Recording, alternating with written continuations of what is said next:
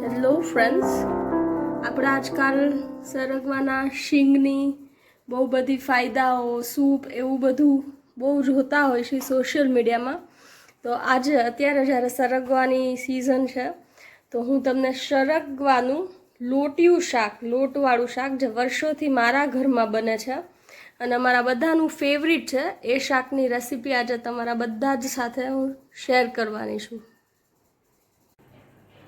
Hello friends, welcome back to Darshan's little kitchen. અને આજે આપણું એક નવીન જ શાક હું તમને બતાવવાની છું. આ તમે અહીંયા જોઈ શકો છો કે સરગવાની શીંગ છે. તો આજે હું તમને સરગવાની શીંગનું લોટવાળું જે શાક થાય, લોટિયું શાક કે એ હું તમને બતાવીશ. તો સૌથી પહેલાં આપણે શીંગને સુધારી લઈએ. અહીંયા મેં 2 શીંગ લીધેલી છે, તમે તમારા ઘરની ક્વોન્ટિટી પ્રમાણે લઈ શકો છો. સૌથી પહેલાં હું આને સીધી આવી રીતે સુધારી લઉં છું. વચ્ચેથી આપણે આવી રીતે 2 ફાડા કરી લઈશું. તો ફ્રેન્ડ્સ, આ રીતે મેં એને 1ના 2 એવી રીતે કરી લીધું છે ને હવે આપણે એને સરસ રીતે વોશ કરી લઈશું. ફ્રેન્ડ્સ, તો મેં અહીંયા શાકના વઘાર માટે આપણું તેલ મૂકી દીધું છે. કદાચ જોઈને તમને એવું થતું હશે કે થોડી તેલની ક્વોન્ટિટી વધારે છે, પણ આપણે આમાં હજી ચણાના લોટવાળો મસાલો એડ કરવાના છીએ. તો તેલ થોડી ક્વોન્ટિટીમાં વધારે જોઈશે તો જ આપણું શાક સારું થશે, નહીંતર ગઠ્ઠા ગઠ્ઠા થઈ જશે અને તમને ખાવાની જરાય મજા નહીં આવે. એટલે તેલ થોડું વધારે આમાં આપણે મૂકીશું. તો હવે ગરમ થાય પછી આપણે એનો વઘાર કરીએ. ફ્રેન્ડ્સ, તો લગભગ નાના 2 ચમચા જેટલું મેં અહીંયા તેલ લીધેલું હતું અને તેલ આપણું ગરમ થાય એટલે આપણે હળદર મૂકી, સેજ અમથી હળદર મૂકીને આપણી જે ધોયેલી શીંગ હતી એનો જ ડાયરેક્ટ આમાં વઘાર કરીશું.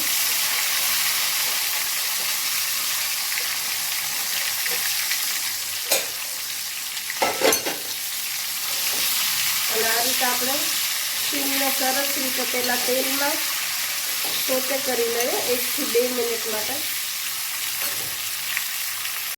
ફ્રેન્ડ્સ, લગભગ 2 મિનિટ મેં આ રીતે શીંગને સરસ રીતે એકલા તેલમાં સોતે થવા દીધી હતી, જેથી એકદમ મસ્ત કોટ આખા બધી શીંગમાં તેલ છે એ કોટ થઈ જાય. અને હવે આપણે એમાં પાણી ઉમેરીશું. તો આપણી શીંગ આપણે કાચી જ વઘાર કરી છે એટલે આપણે થોડું પાણીનું પ્રમાણ વધારે, તો અડધોથી પોણો ગ્લાસ અહીંયા મેં ગરમ પાણી ઉમેર્યું છે. અને હવે આપણે એને 7-8 મિનિટ જેટલું ચડવા દઈશું. ફ્રેન્ડ્સ, આપણી શીંગનું શાક જ્યાં સુધી ચડે ત્યાં સુધી આપણે એમાં નાખવાનો મસાલો રેડી કરી લઈએ. તો સૌથી પહેલાં આપણે નાની ચમચી જેવી હળદર એડ કરીશું. 1 મોટી ચમચી મારું મરચું જરા પણ તીખું નથી, અમે કાશ્મીરી ખાયા છીએ તો મેં થોડું વધારે એડ કર્યું છે. તમે તમારી તીખાશ પ્રમાણે એડ કરી શકો છો.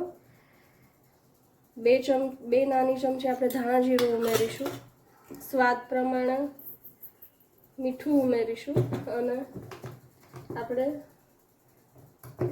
નાનો ચમચો બેસન છે એ ઉમેરીશું. અને પિંચ ઓફ, બહુ ન ઉમેરતા ફ્રેન્ડ્સ, પિંચ ઓફ આપણે ગરમ મસાલો અહીંયા ઉમેરીએ છીએ.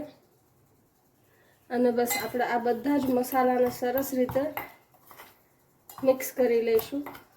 ઘણા આમાં ખાંડ નાખતા હોય છે ફ્રેન્ડ્સ, પણ આ શાક ખાંડવાળું એટલું નથી સારું લાગતું એટલે હું એમનેમ જ કરું છું. તો તમે આને સરસ રીતે મિક્સ કરી લેજો. આપણે આમાં કાંઈ તેલ કે એવું નથી નાખતા કારણ કે આપણે ઓલરેડી શાકમાં જ સરસ રીતે તેલ ઉમેરી દીધું છે.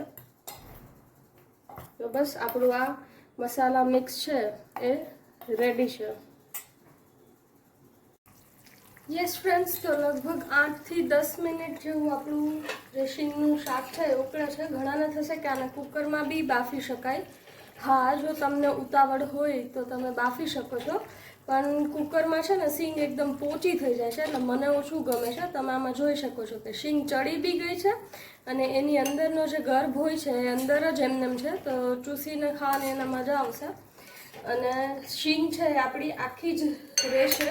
તો હવે આપણે આ સ્ટેજ પર આપણો જે મસાલો કરેલો છે એ સ્પ્રિંકલ કરી દઈએ. અને હવે આપણે એને સરસ રીતે મિક્સ કરી લઈશું.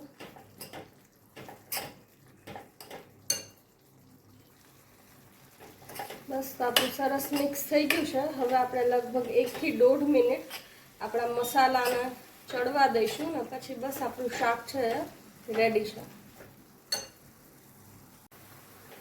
તો ફ્રેન્ડ્સ લગભગ 1 મિનિટ પછી આપ જોઈ શકો છો કે સરસ તેલ છૂટું પડી ગયું છે ને આપણો મસાલો જે ચણાના લોટવાળો હતો એ પણ એકદમ ફાઇન રીતે કૂક થઈ ગયો છે.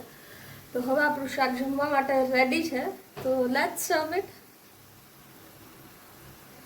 યસ ફ્રેન્ડ્સ, તો આપણું શાક એકદમ રેડી છે અને કોથમીર વગર તો મારું બધું જ અધૂરું હોય.